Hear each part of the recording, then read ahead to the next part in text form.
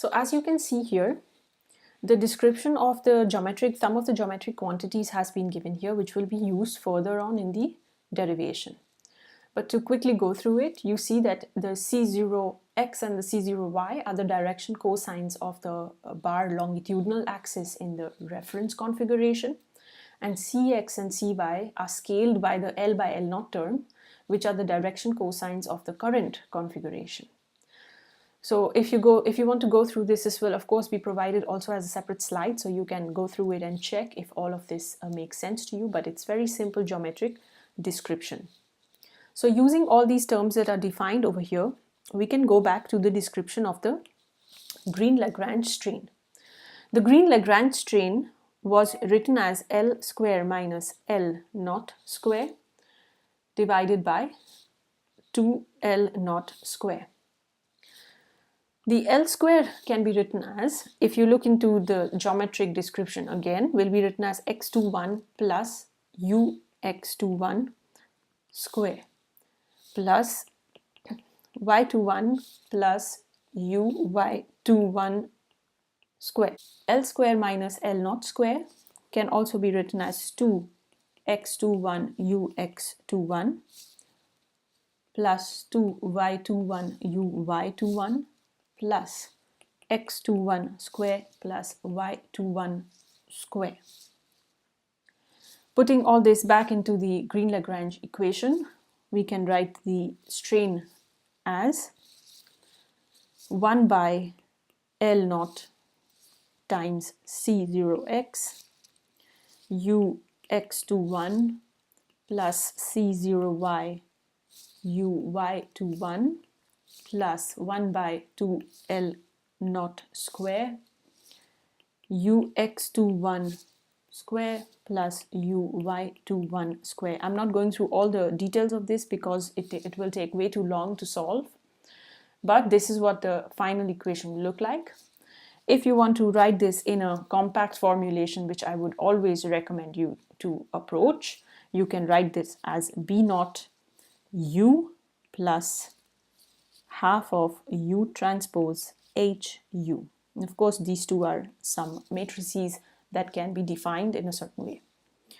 Here, B naught is given as 1 by L naught times minus C0x minus C0y, C0x, and C0y. So this is of course a 4 by 1 vector, and H can be described as a matrix given as 1 by L square times a certain matrix over here given as 1 0 minus 1 0 0 1 0 minus 1 minus 1 0 1 0 0 minus 1 0 1. So you can of course put this back and check if everything makes perfect sense. However, I can assure you that these values are right, and I'm not going through all the description because it takes too much time. Now the important thing here for us to focus on is this final strain term. As you can see that this strain has two parts. It has naturally split into two terms, where this term can be written as the linear strain, which is familiar to you of course from before, and the other part, which is this one, can be written as the non-linear strain. We can also introduce another matrix over here, which can be written as B. So matrix B can be written as B naught plus U transpose H. Of course, this is all coming from here if you look at it carefully. And in an expanded form, I can also write this as, instead of with C naught x, but I can write it as 1 by L naught times Cx with lowercase c minus Cx minus Cy, Cx, and Cy.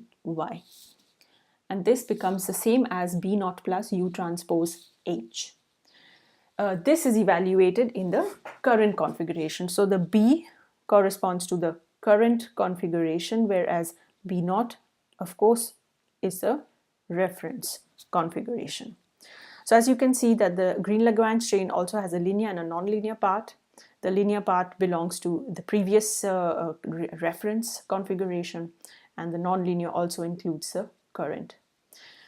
So this is the description of the Green-Lagrange strain, and next we will go forward towards the description of the second Piola-Kirchhoff axial stress, which is quite straightforward.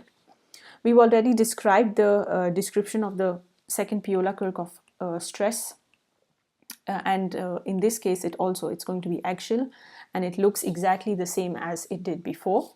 The constitutive relation for the stress is given as S0 plus E epsilon, where S0 of course refers to the stress state in the reference or the base configuration.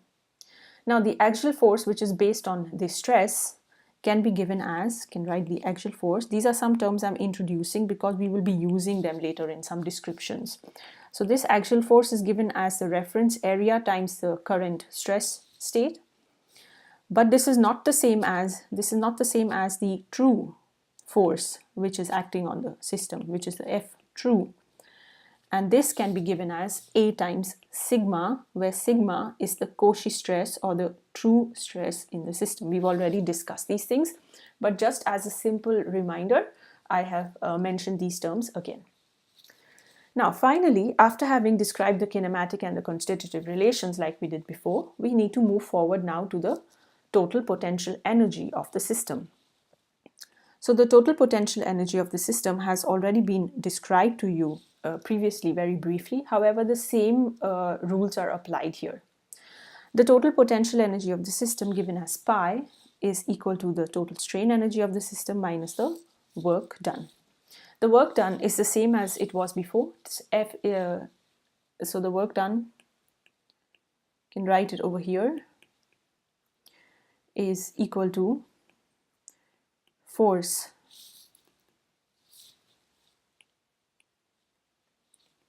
times the displacement, and the force can be written as the lambda q, also discussed before. So this can therefore be written as lambda q transpose u.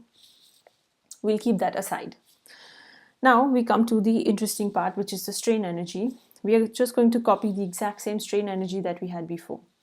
Now the strain energy has to be integrated over an entire volume. So we are going to write the terms that we had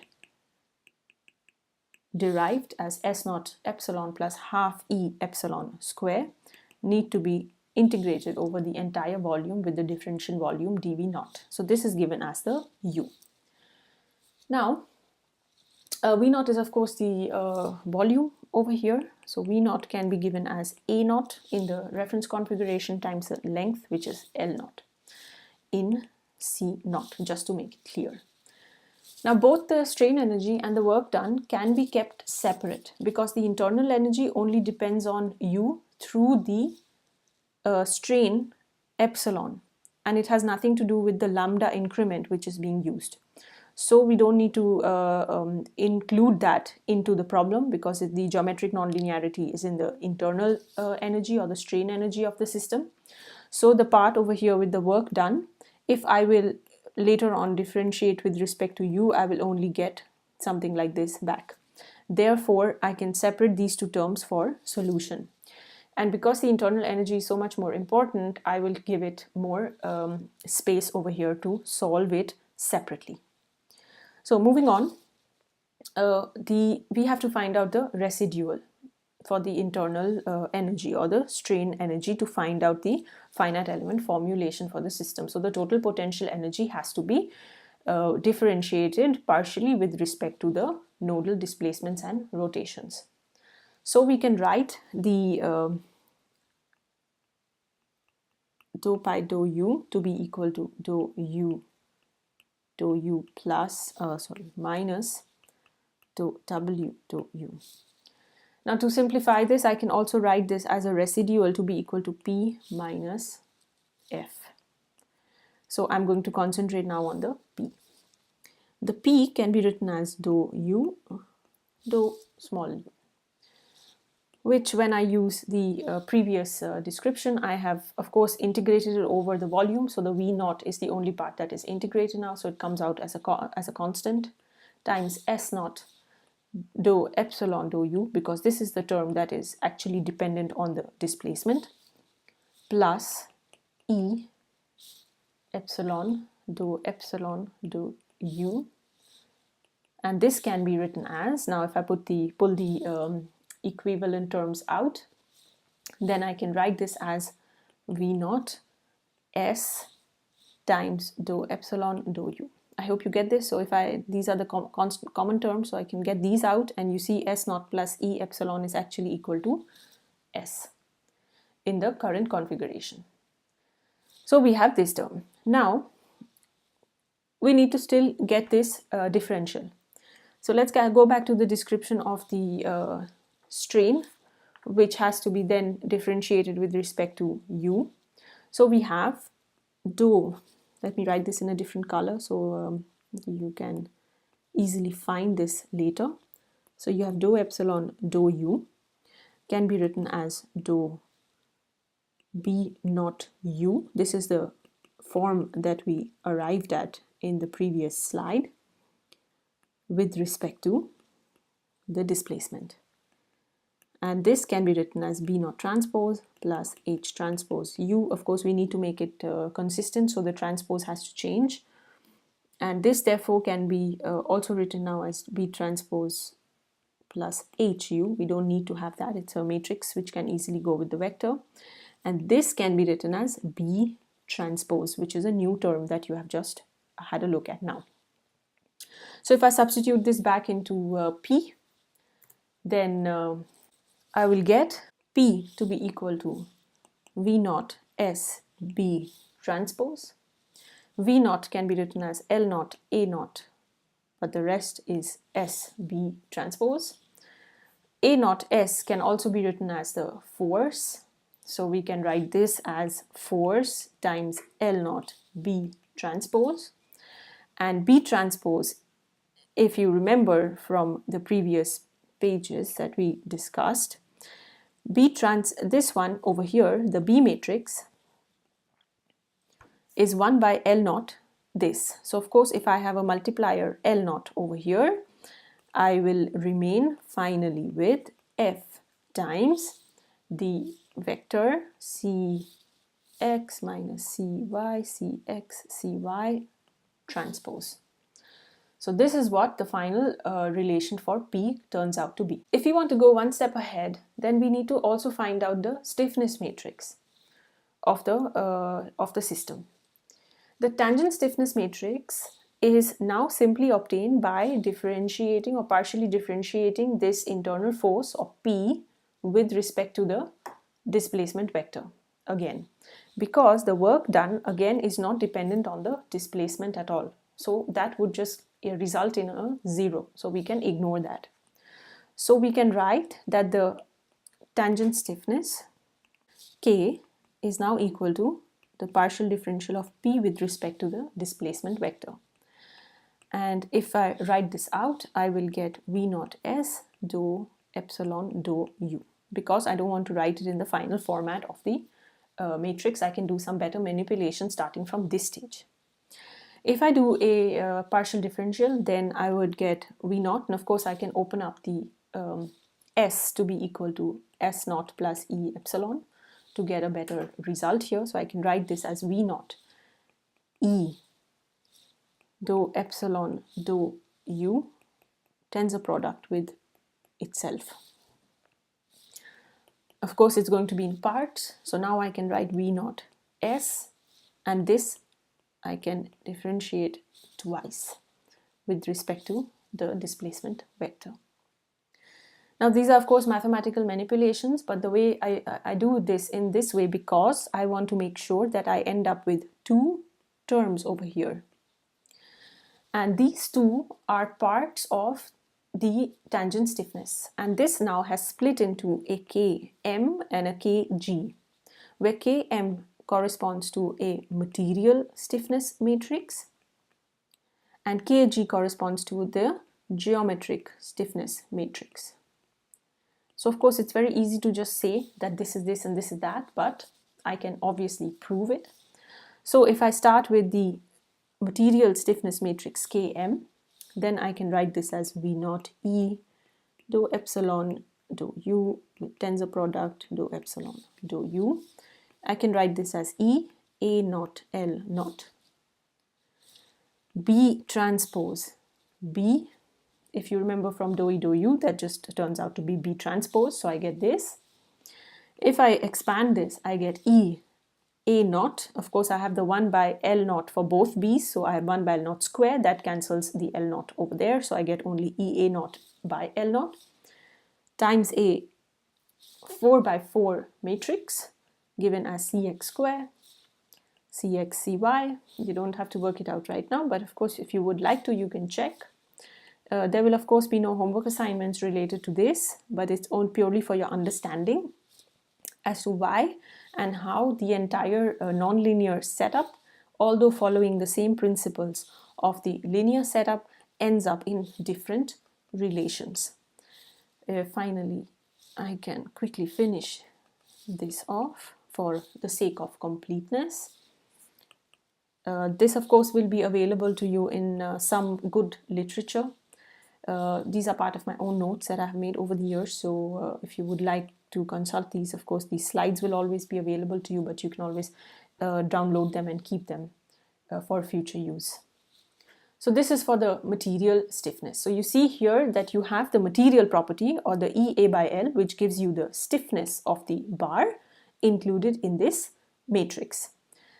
Now the second one is of course the geometric stiffness matrix, which can be written now as, by definition, we can write it as V naught S dou square epsilon dou u dou u. Of course, we haven't described this term yet. So dou square epsilon dou u can be written as dou u of dou epsilon dou u. And this therefore can be written as dou b transpose by dou u, which is same as h. So if I go back to the geometric stiffness matrix, I can write this as V naught S H. This, of course, I can again write as A naught L naught S H, which can be written again as A naught and S becomes the force, so you have F L naught with H. H instead can now also be written as the matrix given on this slide here. So if I substitute this over there, I have the L naught on top that gets cancelled, and I can replace the H. So I write it as F by L naught times the 4 by 4 matrix, which was already given to you before, which looks like this. Here, of course, you see there are no material terms, and therefore the name geometric stiffness is applied to Kg. Now that is the entire description of the truss element. So we got up to the point of getting the stiffness matrix. If you would also, if you want to now completely put everything together, then we have finally, after using the dou u of the total potential energy, we get dou u minus dou w dou u, which should be equal to 0 if it's in equilibrium, because this is of course a residual which needs to be made into 0. Then I can write this as km plus kg times u minus the load is equal to 0. So this now gives us a equilibrium equation. And of course, in both these terms over here, we have the strain which is linear and the strain that is non-linear, and that is what brings the geometric non-linearity into the problem. I hope this is clear to you now, and in case in the future you have to set up non-linear problems, you would be able to do that by means of simple methods such as these. This method can be applied to all kinds of elements, whether it's 2D elements, 3D elements. We will not go into details about describing these properties for all the kinds of elements, but this basic recipe can be followed for all of them. The dimensions will increase, and so will the description of the material once the material nonlinearity kicks in.